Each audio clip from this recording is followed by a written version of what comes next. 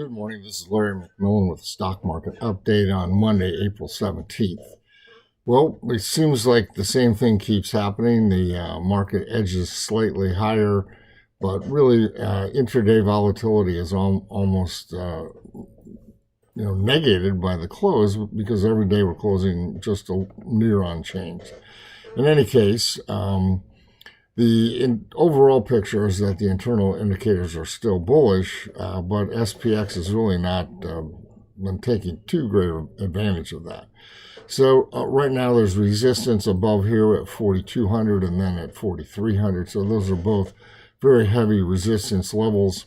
And since the indicators are beginning to get overbought, although we don't have any sell signals right now, that's going to be hard to get through that resistance. On the downside, there's support in the 40.50 to 40.70 range, and then below that at 39.70.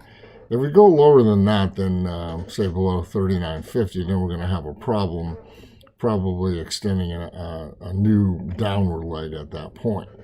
The McMillan volatility band buy signal is still in place. We're looking for that to reach the +4 standard deviation band, which is above current levels at 41.80. The overall equity-only put-call ratios are still very bullish. They're continuing to drop almost every day. The total put-call ratio is doing the same. And so those are all on buy signals for stocks, and they will remain that way until they begin to curl upwards.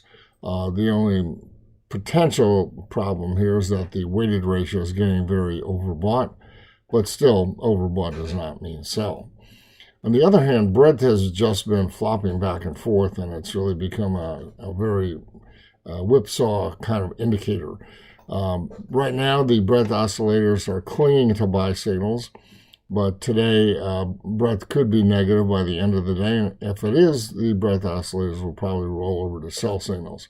I'm not too anxious to really trade off this breadth indicators right now. The last time we tried, it was a quick whipsaw in the other direction. So we're probably going to just pass on that and wait for a better signal from our other indicators.